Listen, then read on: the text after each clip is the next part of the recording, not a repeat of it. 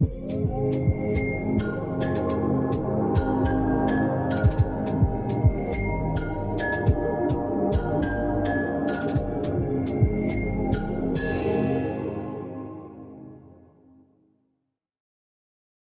Mari, let me tell you the truth.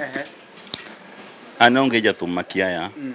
Alielo jothumbe te kwanzia baba yao, the king of Ohangla, anange Neema. Is my best friend. Yeah.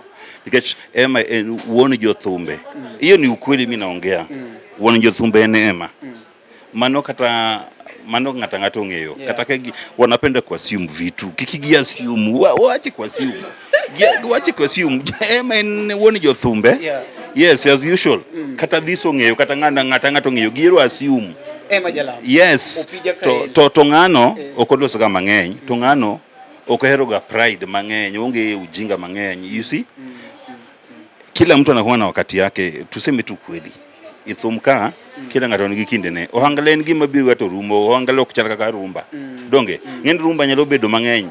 To Ohangla biro gato evaporate. Yeah. But design ma Ema obede Ohangla jogi oripo bed ni ng'ano respect. Ana ami heshima mamaga. Yeah. Osi ati nampongeza sana juu ni best yangu by the way. Lakini ang'eyo thum. Yeah, najua muziki kidogo nikech Remo ni Remo. Thum ni Remo. Thum ringa Remo. Nikech baba ananiambia thum. Ajawa nigi teko. Ajawa yudo loch mare. En Madaraka Day manigi ndhadhu. Tarik 1 dwe mar 6 e Gesa Villa behind Umoja One Market Dumburu. Ndogo Starlig Entertainment keloni Heramit Tolit album launch kod jangolo V Mdogo. Wadatacha Prince Max Okoth Jarapogi Elvis Kadori Wabeda yura miloni Tony Ndiema Hani jogo kelo kama Kaka Talanta kod Aungo Wuda Wendo Machine Diketo johera wikok gi kod ngolo na moyiech. Baby la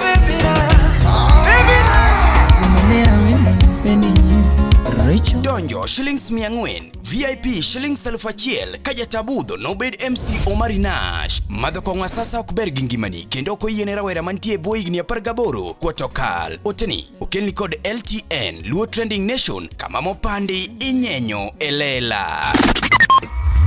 Venta tutamanyo jawarunda Nyakaramogi machiegni kendo ma iluongo ni LTN Luo Trending Nation kaka pile.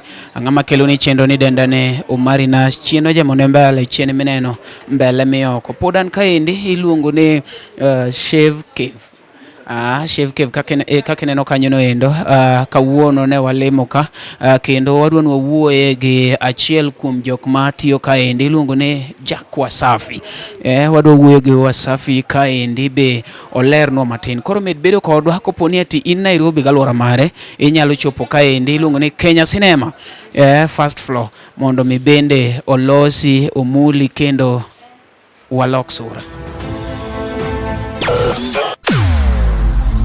Weche mopondo, weche mopandi, inyenyo elela. Kineno kokuo kuomi matiende ni onge. Isebe. Ne sigana mamulo ngimani, sigand joluo, jo Ajawa. Jothum mokwongo kapok waduogo kuom Joangla. Ong'eane life mar jothum gi familia margi. Ineno. Luo Trending Nation ni ong'ala manyime mar gundo ni wechegi kaka gitimore kod ng'ama otimogi maonge deo wang'. Ochiem to chiem mariek nikech be samoro Tudri kodwa seche duto, ndalo duto, kinde duto e tong wang' mbui mar YouTube, TikTok, Facebook mondo yudu wechegi kamora mora maintie mana kar bedo. Kete mana kai. Kete mana kokidwa kete gato wabro keti gi thuon. Luo Trending Nation ne adieri makende.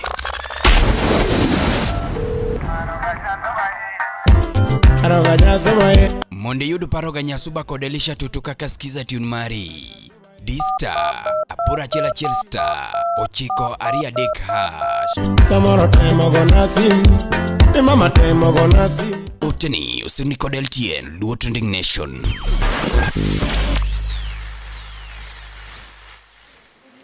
Yes, Jakuramogi, wendo osedonjo kaendi iluongo ni Jack Wasafi. Kabisa. As usual. My name is Jack Wasafi. Yeah. Moto ya nywele, fundi nywele kama kawaida. Mane nyingi majugu yego. Yeah. Yes, Wasafi. In fundi mari year. But nywele ni year. Fundi nywele. But ngeni nyingi no en kama madharau. Let me tell you the truth.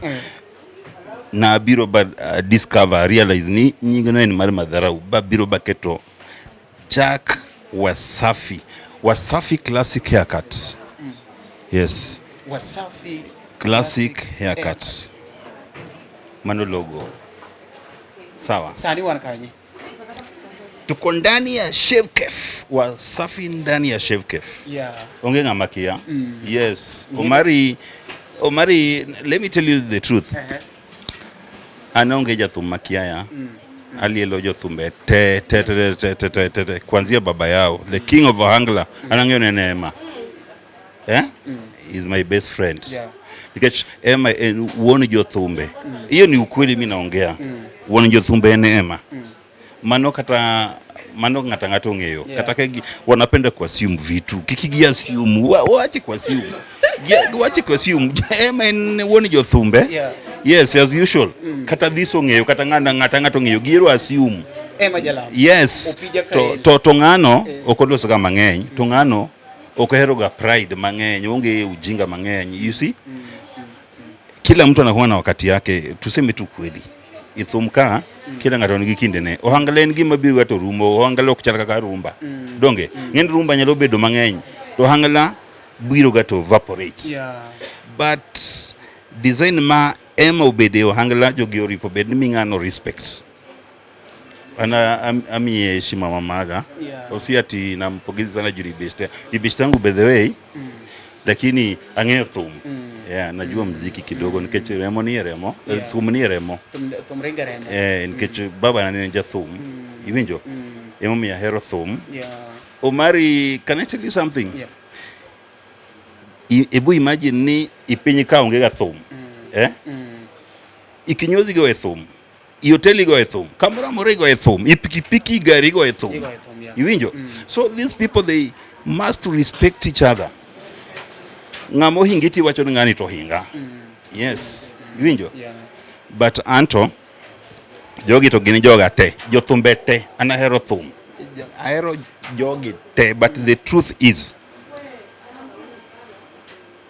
alilo jo opija ka il lakini alilo jogi te opije mokelo jogira Ema mokelo nani John Junior then Ema okelo jo Ajawa Yeah.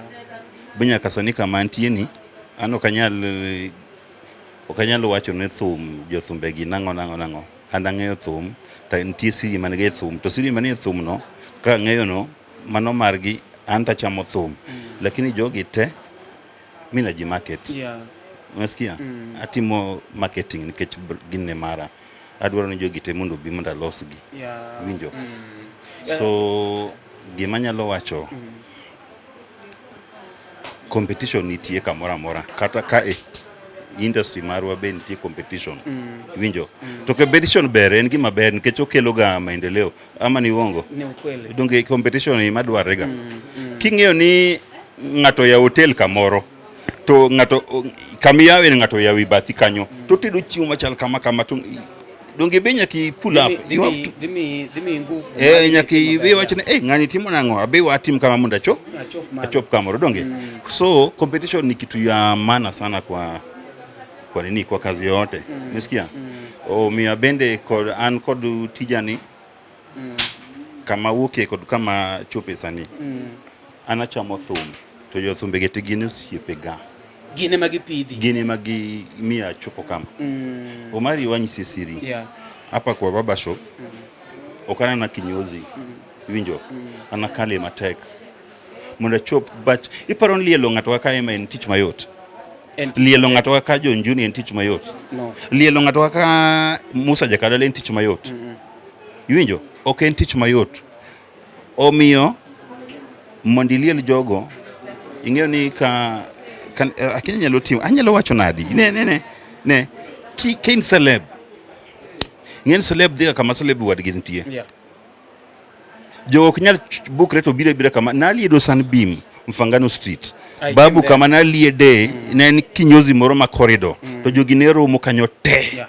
Anyalo Ma paro. ema kofi to diere no kofi ge ema ne en kumodhrega pi. Nyaparo. Yeah. Yes. Masani I thank God ni sani kofi gi ema gin they are very best friend. I love that. Yeah. And more seriously. Yeah. Manyalo kweyo ni gi team collabo moro. Agombo mondo gi team collabo nikech those are my people. My guys, I hero gi seriously.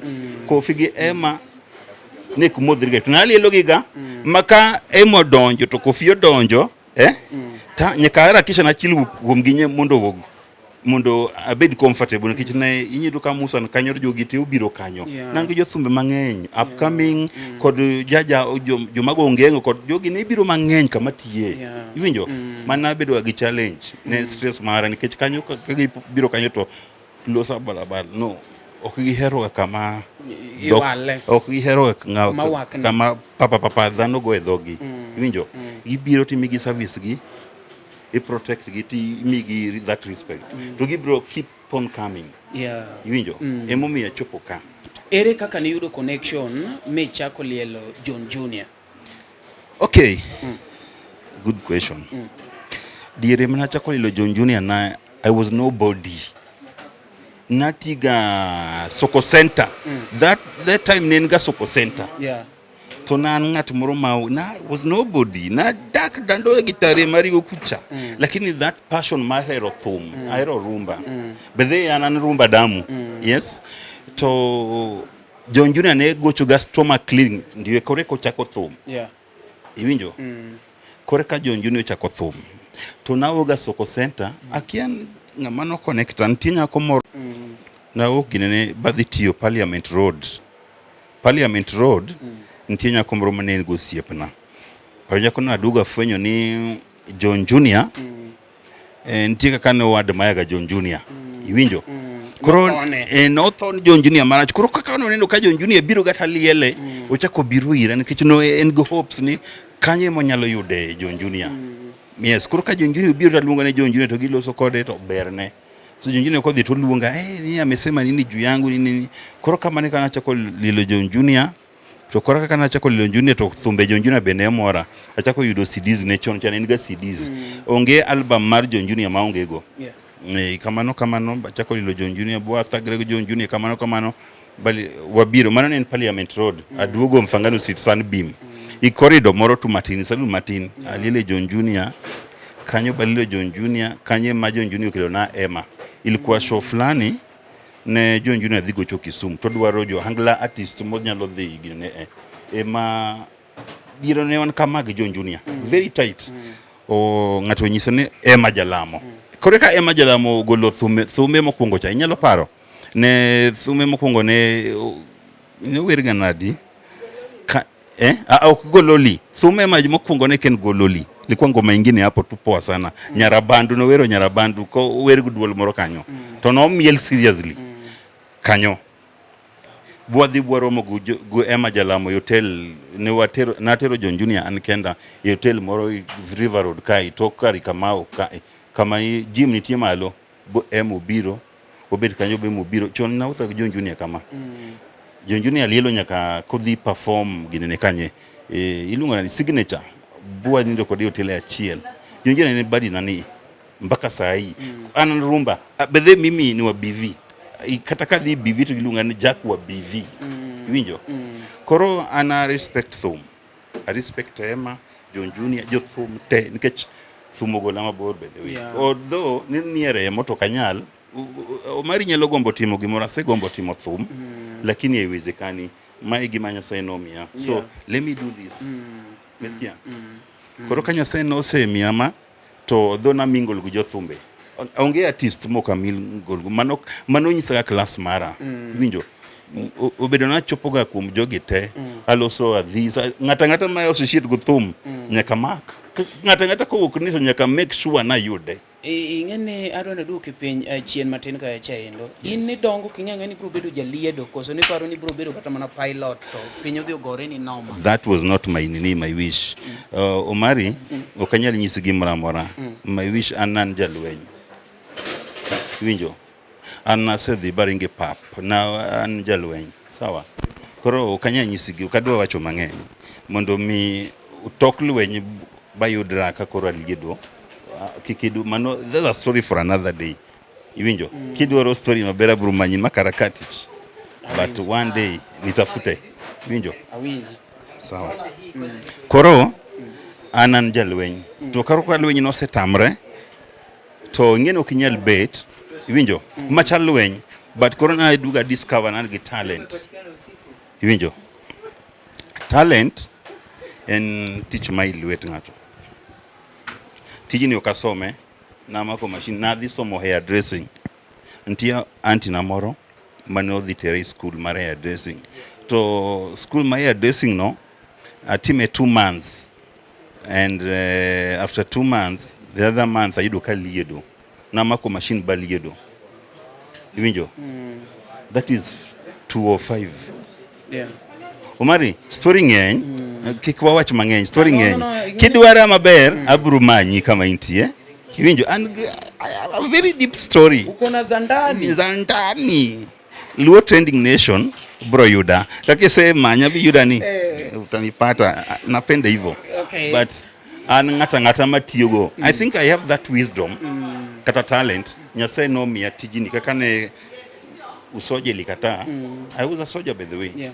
Likata nika give up na nikatoka kabisa kwa life yangu and this is my hand and this is my talent kamulo ngatoto duogo I said over my 22 years industry ya kunyoa yeah tontinga maselo over kata customer mubeti kwa mbodonjo no aseliele an kamuli ni tokedhi kamuli to spark manogi manikuwa no usianze kuniletea hizo mambo za Illuminati usianze kama pachi ntieno goal mimi na Mungu ni hivi mimi na Mungu ni hivyo mimi na Mungu ni kitu generally lweti ugwedhi yes okay. Aparona ni nyathikich to ingene joma kich Nyasaye ntie kama menyoga for real yeah an Omari life na kanyisi bro golo piwangi donge iwachinia wabiro loso du chengo ber makoro wangi and if you want me to talk not here sani pod wagaga mbaka tich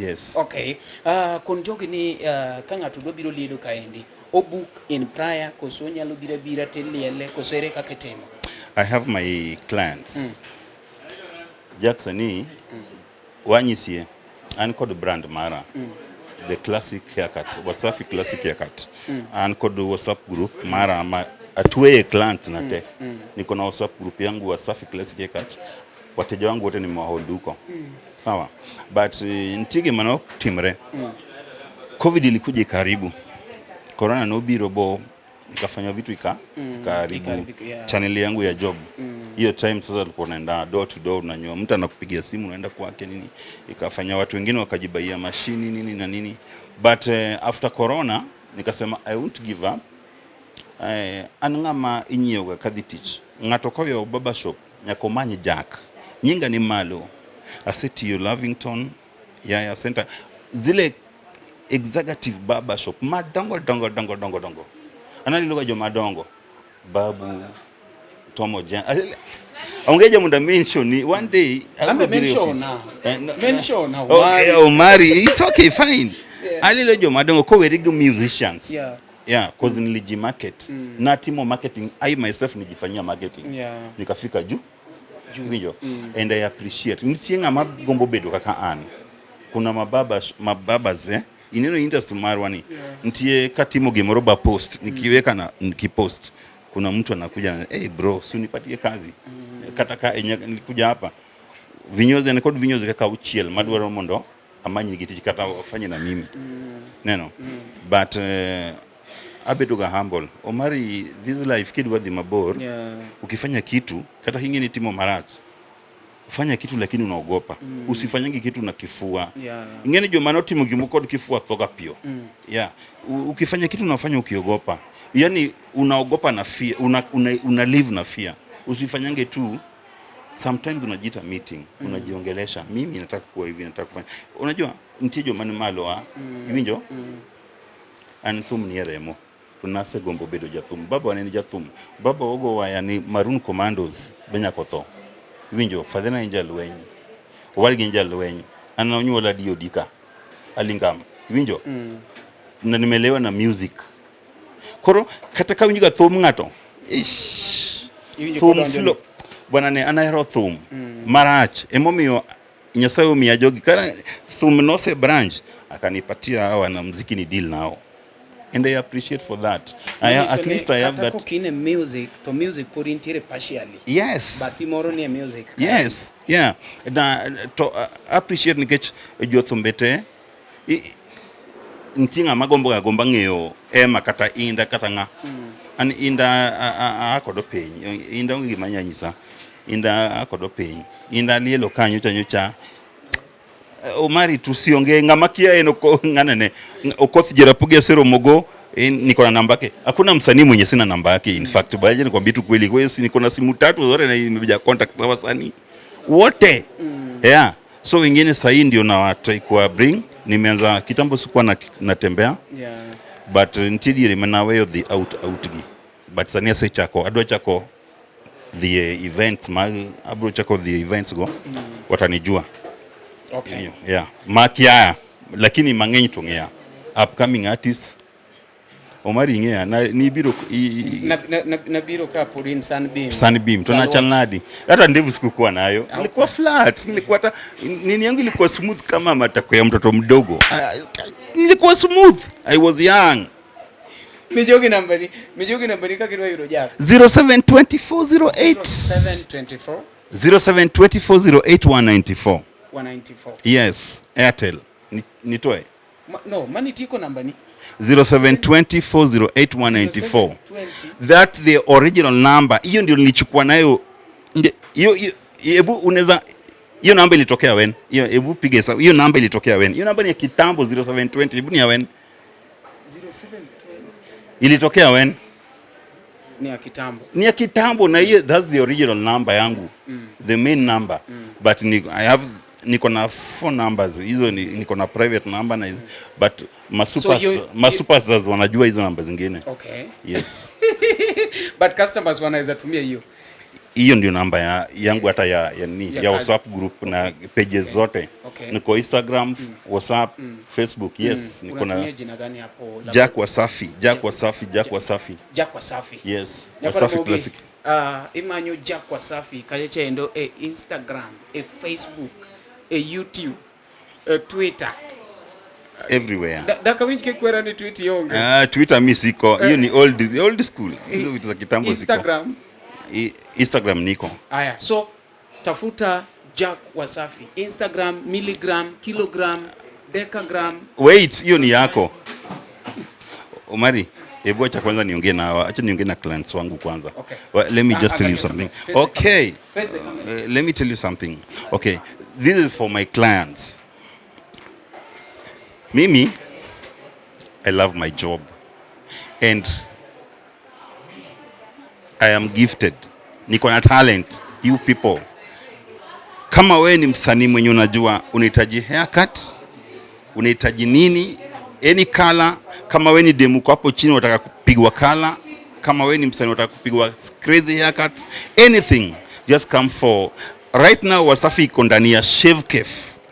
Shave Cafe iko Kenya Cinema, first floor, Moi Avenue. Please, na munisikie vizuri. Wasafi ndani ya Shave Cafe.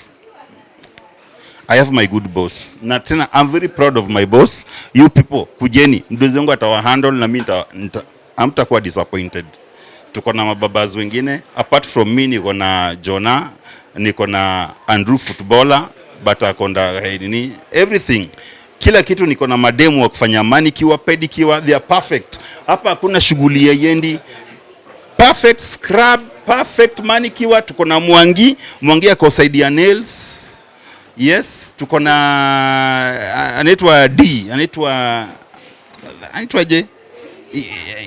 Joji na Devina kwa spa wako side nini na Mwangi.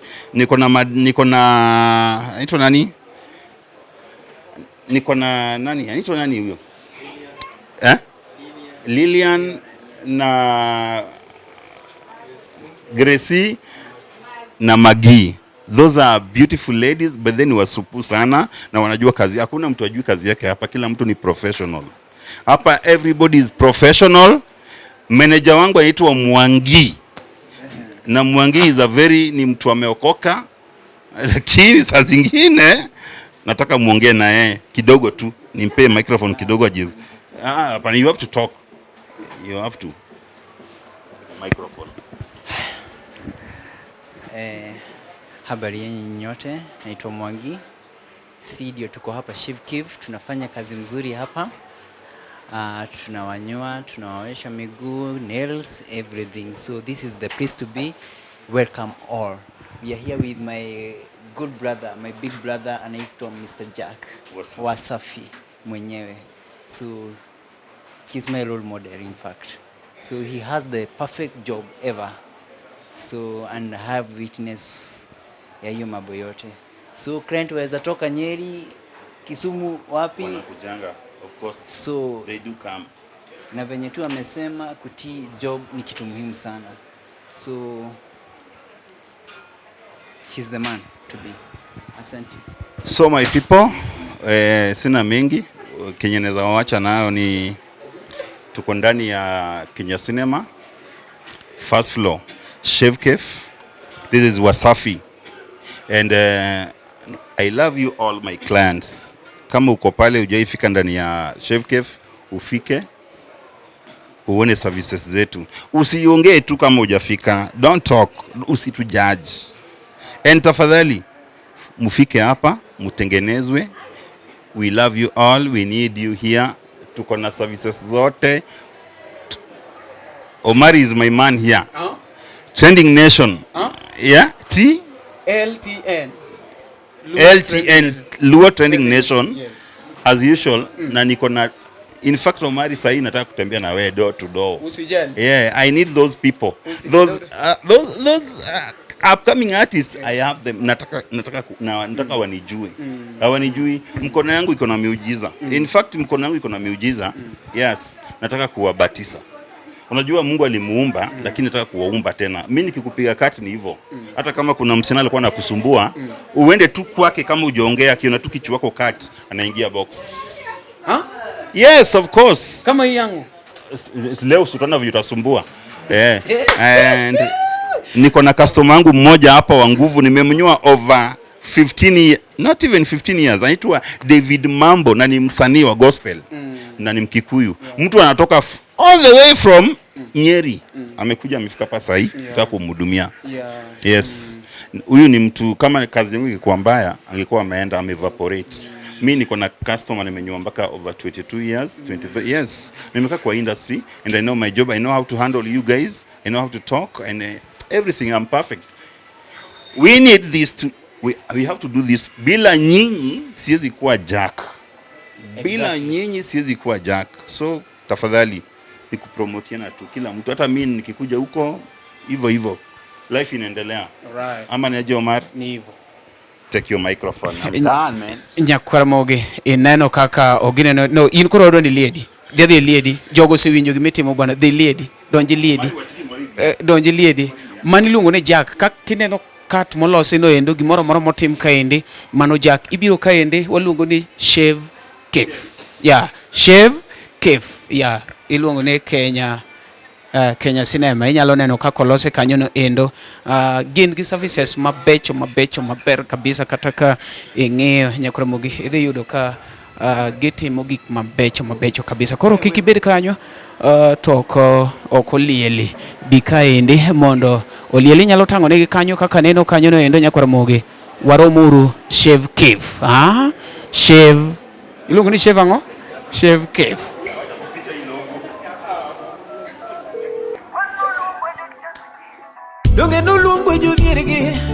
Mondo yud lamo jonyuolwa kod kaka talanta kaka skiza tune mari D-Star apora uchiel nono star ang'wen achiel auchiel hash. Sipedo luongwa jokoko e diero tiendo ane lamo mama nae mokonya. Oteni usini kod LTN Luo Trending Nation. Are you looking to transform your house into a work of art?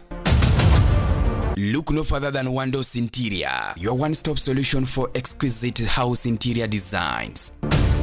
From stunning curtain designs to captivating interior and exterior designs, we bring your vision to life.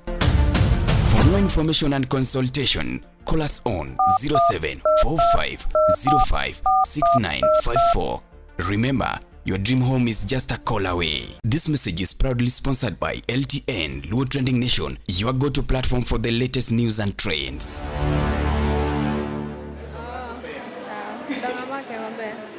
Iko sawa.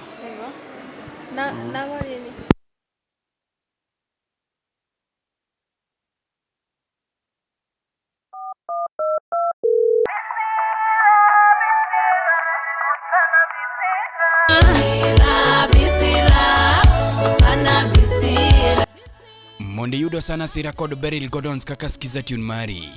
D-Star, abora chela rio star, abirio abora ngwen hash.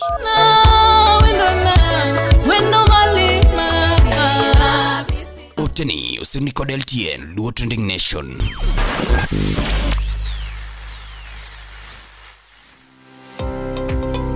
Nyakoramogi, be isebedo gi achiedh nade ka ipenjori kama inyalo chwalo lendo magi ne jopiny. Obed lendo mag ohala, lando nyasi kaachiel kod lendo mamoko mathoth. Bas, kik ibed gi kiondko moro amora nimar LTN, Luo Trending Nation nika nikech in. Wan kod jolendo man gi oteku, kendo nigi lony mamalo mar chwalo ni lendo meki ne oganda. Ne ler mathoth, tudri kodwa e nembniwa magin 07 11 92 32 74 kata 07 02 39 55 62 kata 07 68 21 42 45. Bende nyalo oronwa ote e luotrendingnation@gmail.com. Lendo manimba managi LTN, Luo Trending Nation.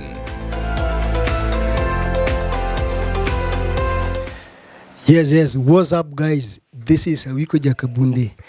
Ma NLTN, Luo Trending Nation. Ma giro nagi. Waketu pachwa a trending Luo Nation.